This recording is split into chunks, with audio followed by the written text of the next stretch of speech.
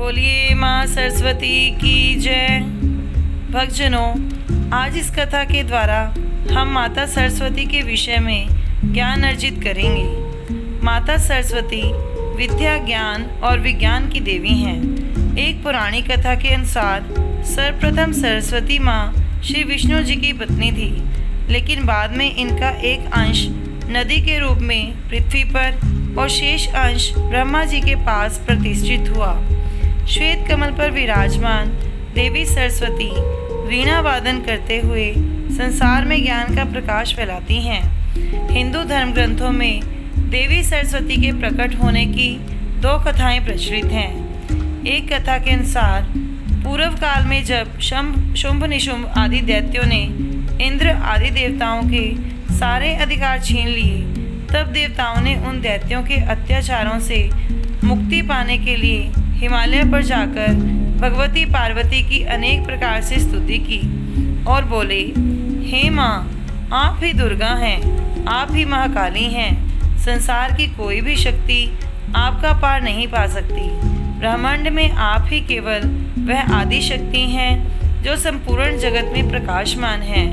आपके तेज के समक्ष देवता, दैत्य, ऋषि मुनि, मनुष्य आदि सभी प्रभावहीन और तेजहीन हैं। हे माँ, हमें दर्शन देकर अनुग्रहित करें। देवताओं की प्रार्थना पर भगवती पार्वती ने प्रकट होकर उन्हें दर्शन दिए। माता पार्वती जी के प्रकट होने पर देवगण अपने कष्टों को बताते हुए बोले, हे माता, आज संसार में देव शक्तियों का प्रभाव समाप्त हो गया है। दैत्यों ने स्वर्ग पर आक्रमण करके देवताओं को पराजित कर दिया है। हे माँ, केवल आप ही देवताओं पर आए इस संकट को दूर कर सकती हैं। आपने अनेक बार हमें इन कष्टों से मुक्ति दिलाई है। इस बार भी सभी देवगण आपकी शरण में हैं। हम पर दया करें माता, हम सब आपकी शरण में हैं। देवी ने जब देवताओं के कष्टों का विवरण सुना तो वे क्रोधित हो उठी। उसी समय देवी के शरीर कोश से एक दिव्य तेज प्रकट हुआ और धीरे धीरे उसने एक तेजस्वी कन्या का रूप धारण कर लिया। यही कन्या देवी सरस्वती थी। भगवती पार्वती के शरीर कोश से प्रकट होने के कारण सरस्वती देवी का एक नाम कौशिकी भी प्रसिद्ध हुआ।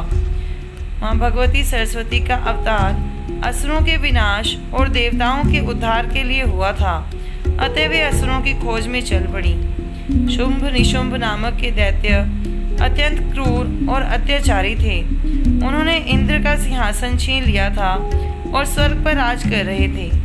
माता सरस्वती यदि चाहती तो उन्हें स्वर्ग में भी जाकर समाप्त कर सकती थी, लेकिन तब वहाँ काफ़ी रक्तपात होता। अतः उन्होंने एक सरल राह निकाली। वे एक अत्यंत सुंदर युवती का रूप धारण करके हिमालय पर्वत में एक मनोरम स्थान पर जाकर बैठ गई, जहाँ उन्हें शुंभ निशुंभ के दूतों ने देखा। उन दूतों ने शुंभ निशुंभ को इसकी सूचना दी और कहा, हे स्वामी, ब्रह्मांड में आप सबसे अधिक शक्तिशाली हैं और वह स्त्री ब्रह्मांड की सर्वश्रेष्ठ सुंदरी। ऐसी परम सुंदरी को आप ही ग्रहण करने योग्य हैं।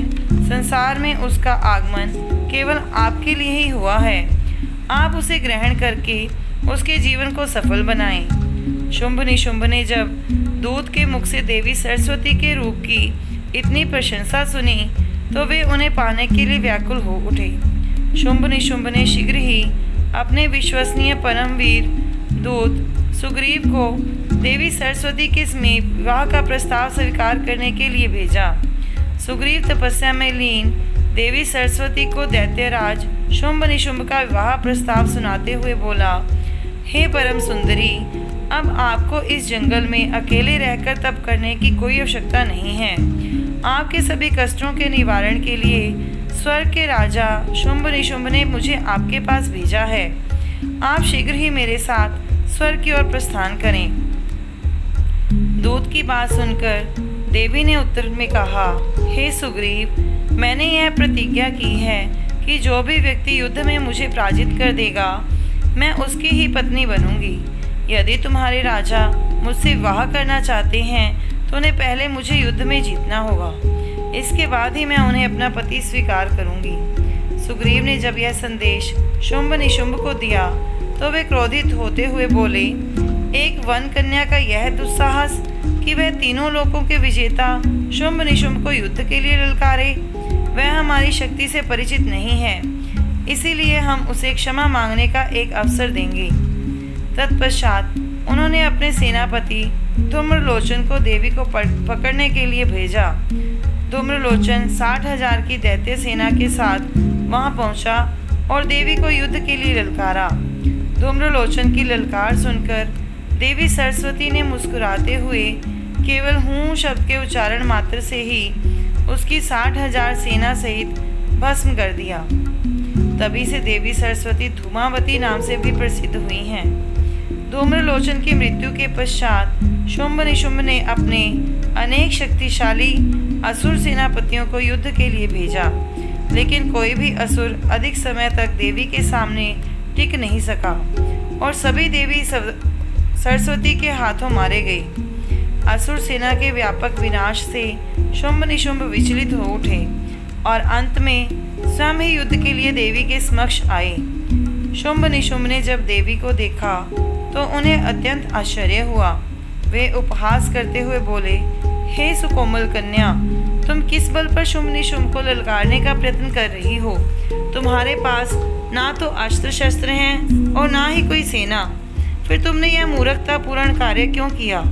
अभी भी समय है, यदि तुम चाहो तो युद्ध टल सकता है, अन्यथा परिणाम के लिए तुम स्वयं दोषी होगी। शुंभ निशुंभ की बातें सुनकर देवी शांत भाव से बोली, हे दुष्टों, यह युद्ध नहीं टल सकता। जिस प्रकार तुम्हारी असुर सेना को मैंने यमलोक पहुंचाया है, उसी प्रकार आज तुम्हारी आत्मा भी तुम्हारा त्याग करके ब्रह्म में लीन हो जाएगी।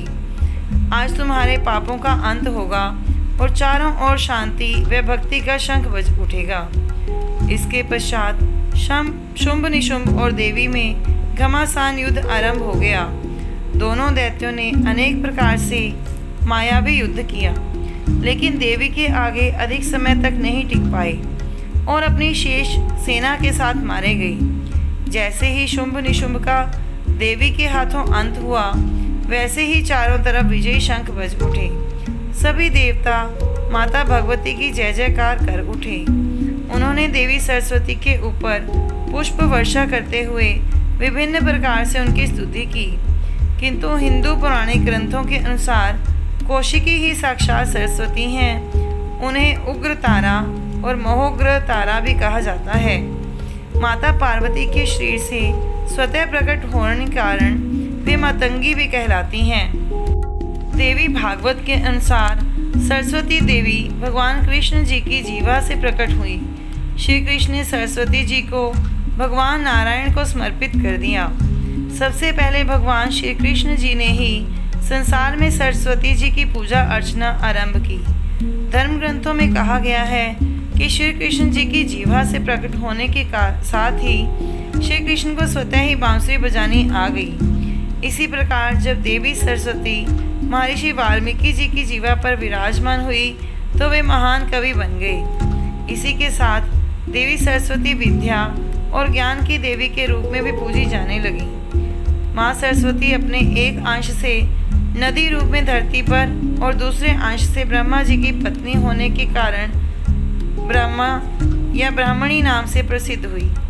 कुछ हिंदू धार्मिक ग्रंथों के अनुसार एक अंश से सरस्वती ब्रह्मा जी की पुत्री भी कही जाती हैं।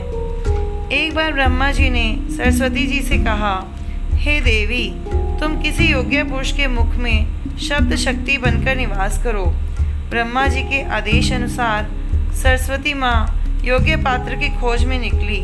पूरा सतयुग बीतने पर भी उन्हें कोई योग्य पात्र नहीं मिला। त्रेता युग के आरंभ में माँ सरस्वती जी भ्रमण करते हुए भारत भूमि पर तमसा नदी के तट पर पहुँची। वहाँ महातपस्वी वाल्मीकि जी का निवास था। महर्षि वाल्मीकि उस समय अपने आश्रम में घूम रहे थे। इतने ही में उनकी दृष्टि एक क्रौंच पक्षी पर पड़ी, जो उसी समय एक शिकारी के बाण से घायल होकर गिरा था। पक्षी का सारा शरीर रक्त रंजित था। मादा क्रौंच उसके पास बैठकर करुण क्रंदन कर रही थी। करुणा में डूबे दयालु महर्षि के मुख से उसी समय संसार के प्रथम महाकाव्य रामायण का पहला श्लोक निकला था। यह श्लोक माँ सरस्वती की कृपा का प्रथम प्रसाद था। उन्होंने महर्षि को देखते ही उनकी असाधारण योग्यता का परिचय पा लिया था। माता सरस्वती की कृपा पाकर महर्षि वाल्मीकि जी आदि कवि के नाम से प्रसिद्ध हुए। माँ सरस्वती के अनेक रूप और नाम प्रचलित हैं, जैसे शारदा, अम्बा, जगन्माता आदि। उनमें सर्वाधिक प्रचलित नाम सरस्वती है। सरस्वती शब्द का अर्थ है सरस अर्थात रसपूर्ण, और वती का अर्थ है स्वामिनी अर्थात सभी प्रकार के रसों की स्वामिनी देवी। माता सरस्वती को विद्या, वाणी, ज्ञान, संगीत और कला की देवी तो माना ही जाता है।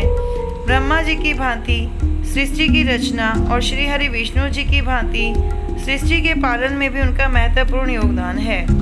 माँ सरस्वती माता के रूप में, नदी के रूप में तथा देवी के रूप में सृष्टि के आरंभ से ही ऋषि मुनियों, ज्ञानियों, देवताओं और मनुष्यों की श्रद्धा व विश्वास का केंद्र रही हैं। माँ सरस्वती का एक नाम वाग देवी भी है। ब्रह्म ज्ञान भी वही हैं। नदी के रूप में जल प्रवाहित कर देवी सरस्वती मनुष्य मात्र का पालन पोषण करती हैं।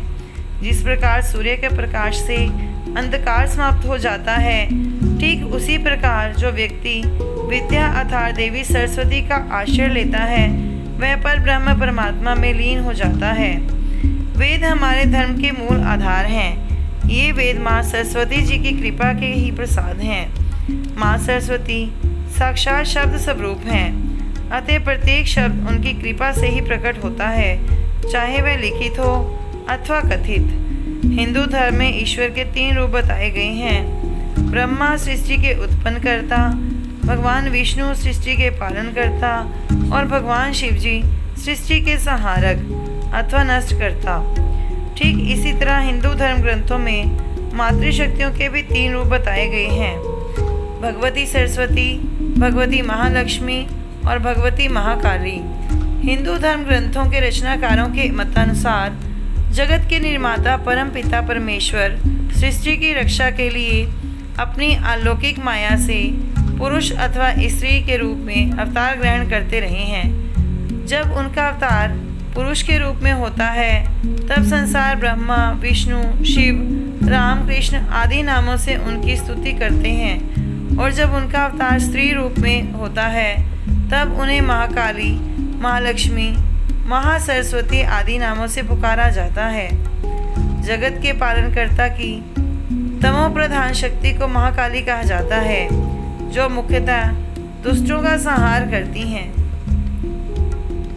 सत्व प्रधान वैष्णव रूप को महालक्ष्मी कहते हैं, जो जगत का पालन करती हैं, तथा रज प्रधान ब्राह्मी शक्ति को सरस्वती कहा जाता है, जो मुख्यतः जगत की उत्पत्ति तथा उसमें ज्ञान के संचार का कार्य करती हैं। कालिदास, वाल्मीकि, उतथ्य जैसे निरक्षर व्यक्तियों ने देवी सरस्वती की कृपा से ही महान ग्रंथों की रचना करके संसार में प्रसिद्धि पाई है। माँ सरस्वती जहाँ नदी रूप में धरती को धन धान्य से संपन्न करती हैं, वहीं विद्या की देवी के रूप में भक्तजन को बुद्धि और ज्ञान प्रदान करती हैं। बोलिए सरस्वती मैया की जय।